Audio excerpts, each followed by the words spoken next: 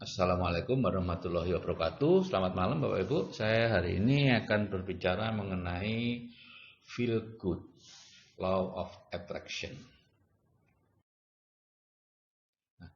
The law of attraction itu adalah eh, manusia adalah magnet dan setiap detail peristiwa yang dialaminya datang atas daya tarik atau undangannya sendiri. Ya, ini menurut Elizabeth tahun 1906 sudah berbicara soal the law of attraction. Ya.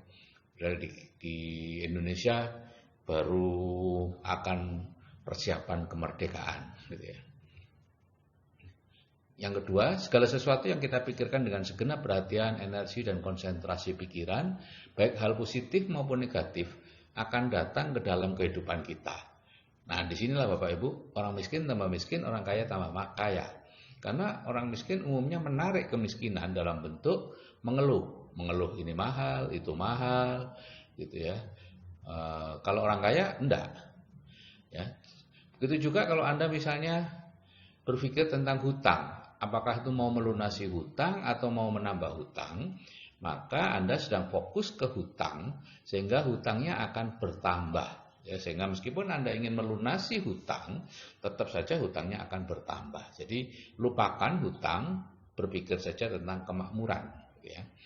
Pikirkan hal-hal yang positif, yang negatif lupakan.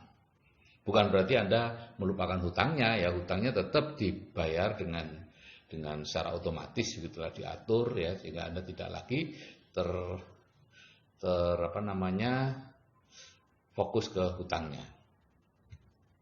Atau lebih singkat lagi, the law of attraction itu pikiran menjadi kenyataan. Nah, sekarang bagaimana perasaan dan pikiran, ya. Dulu kita mengatakan law of attraction itu karena pikiran, tapi sebenarnya kalau diteliti kekuatan pancaran gelombang energi dari jantung itu lebih kuat 5 kali lipat dibandingkan dari otak. Ya. Sehingga perasaan itu memancar lebih kuat dibandingkan pikiran. Sehingga sesungguhnya pengendali dari loa itu bukan pikiran, tapi perasaan atau emosi yang menyertai pikiran itu. Apakah Anda berpikiran atau berperasaan negatif, sedih, marah, benci, dan lain-lain, atau Anda berperasaan positif, itulah yang menentukan. Jadi perhatikan saja perasaan Anda, aturlah supaya selalu merasa baik atau feel good. Nah, ini adalah level-level energi emosi atau perasaan ya.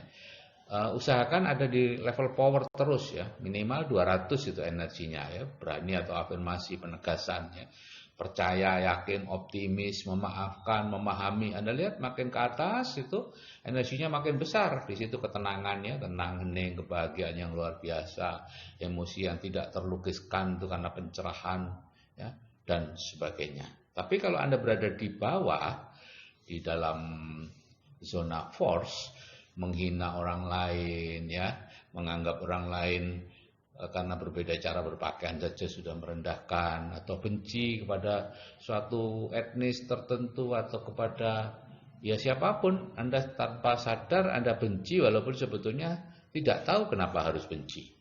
Karena diisi orang aja gitu ya. Anda lihat, baca, hilangkan mental block ya, itu ada di situ kenapa Anda bisa membenci. Dan hasrat atau keinginan yang sangat kuat sehingga kemerungsung istilahnya ya gitu ya. Khawatir, menyesali, putus asa gitu ya.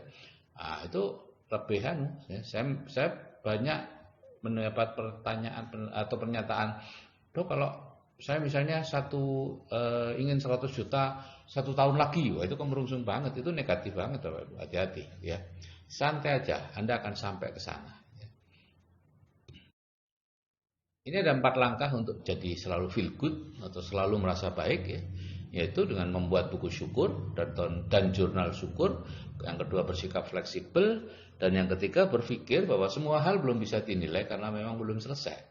Dan keempat kalau terpaksa ya anggap gila sementara. Ini akan saya bahas satu persatu ya. Membuat buku syukur dan jurnal syukur itu seperti ini Bapak Ibu ya. Buku syukur berisi hal-hal yang kita syukuri sejak kita lahir sampai hari ini. Jadi membuatnya cukup sekali saja gitu ya. Cuman sering dibaca. Saya bersyukur memiliki ayah yang luar biasa, pekerja keras, bla bla bla. Saya bersyukur memiliki ibu yang selalu positif dan sebagainya. Saya bersyukur menjadi apa, menjadi dokter, menjadi petani, menjadi guru dan seterusnya. Kemudian kalau jurnal syukur itu diisi setiap malam menjelang tidur, berisi sedikitnya 10 hal yang perlu kita syukuri hari ini. Dan ini biasanya dianjurkan dilakukan selama 90 hari, ya, 3 bulan. Setelah itu tidak lagi, nanti lama, kemudian kalau Anda merasa tidak lagi nyaman gitu, membuat lagi, ya. Untuk merubah, memindahkan keluhan dari pikiran Anda, ya, ke hal-hal yang disyukuri, ya. Karena itu paksakan untuk mensyukuri 10 hal minimal sehari itu. Ya, saya bersyukur mendapat kiriman pisang goreng dari tetangga, ya. Saya bersyukur bisa bangun dengan segar pagi ini, ya. Karena banyak orang yang tidak bisa bangun, ya. Oke, itu perlu Anda buat. Dan yang kedua adalah bersikap fleksibel, gitu ya. Jadi apapun yang terjadi, misalnya Bapak Ibu berharap terjadinya A, dapatnya B, ya kita menerimanya dengan baik, ya. Karena apa? Karena kita yang merencanakan, tapi tetap Tuhan juga yang menentukan. Apapun yang terjadi itu bisa terjadi hanya atas izinnya. Ingat bahwa tidak ada debu terbang dan daun jatuh yang terjadi tanpa seizinnya. Nah, banyak orang yang katanya beragama dan percaya kepada Tuhan, tapi ketika terjadi situasi yang menurut dia buruk atau tidak menyenangkan, mereka habis-habisan menyalahkan orang yang dianggap bertanggung jawab atas hal itu. Lupa bahwa hal itu terjadi atas seizin Tuhan, ya. Jadi itu sama saja dengan menghujat Tuhan yang sudah mengizinkan atau memberi izin peristiwa itu terjadi. Kalau Tuhan tidak memberi izin peristiwa itu terjadi, ya tidak akan terjadi. Jadi serahkan saja kepada mekanisme yang ada di dunia, ya. Kalau itu masalah hukum, ya serahkan ke hukum, masalah politik, ya serahkan kepada proses politik dan sebagainya. Anda nggak usah ikut-ikut dah, gitu ya. Kecuali Anda politikus, ya. Kalau Anda orang biasa ngapain? Kalau Anda mudah sekali terseret oleh politikus-politikus atau siapapun yang memanfaatkan Anda, gitu ya. Kemudian yang ketiga adalah berpikir bahwa semua yang terjadi ini belum selesai. Jadi belum bisa dinilai Bapak Ibu, ya. Hal-hal yang nampak buruk mungkin merupakan awal dari proses ke arah kebaikan. Begitu juga hal-hal yang nampak baik mungkin merupakan awal dari kondisi yang lebih buruk, ya. Jadi Bapak Ibu mungkin ingat cerita saya tentang petani miskin dengan kuda betina miliknya, ya.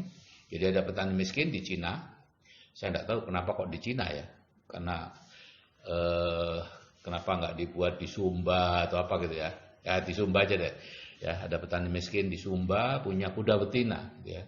Kemudian kudanya hilang.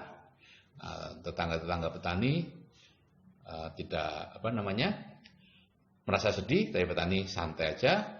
Seminggu kemudian si kuda datang dengan 7 ekor kuda jantan. Semua orang gembira, petani biasa aja. Kemudian anak si petani besoknya mencoba menaiki kuda jantan tadi dan jatuh sehingga kakinya patah. Maka semuanya satu desa sedih, gitu ya, menunjukkan kesedihannya. Tapi petani juga tenang aja. Nah, kemudian beberapa bulan kemudian ada utusan dari kekaisaran, ya kembali ini ke Cina berarti, ya, untuk mencari prajurit-prajurit yang akan maju perang. Biasanya tidak kembali. Nah, anak petani itu tidak terpilih karena dia pernah patah kakinya. Jadi Bapak Ibu di sini kelihatan bahwa negatif itu awal dari positif, yaitu hilangnya kuda, itu awal dari, kalau kudanya tidak hilang, petani nggak dapat tambahan 7 ekor kuda jantan, dan seterusnya. Jadi Bapak Ibu, santai saja, ya. Jangan terbawa situasi sesaat. Tetaplah merasa baik, karena itu belum dinilai, ya, belum bisa dinilai. Kapan dinilainya? Kalau di bahasa Tionghoa kita baru bisa menilai kalau sudah terdengar bunyi 4 paku di atas peti, artinya sudah mati Bapak Ibu, itu baru bisa dinilai. Kemudian yang terakhir adalah anggap gila sementara, ya. Jika Anda diomeli orang gila, apakah Anda akan marah? Enggak kan pastinya, gitu ya. Mengapa kalau diomeli suami atau istri atau atasan atau siapa saja yang kita kenal, kita ikut marah? Mengapa enggak kita anggap aja dia sedang, ya mohon maaf deh, gila sementara, ya. Karena memang pada saat seseorang marah dia kehilangan kontrol diri, ya kita anggap aja dia sedang gila sementara. Dengan begitu kita bisa terlepas dari keinginan untuk ikut marah dan tetap feel good, gitu ya. Nah, oke Bapak Ibu,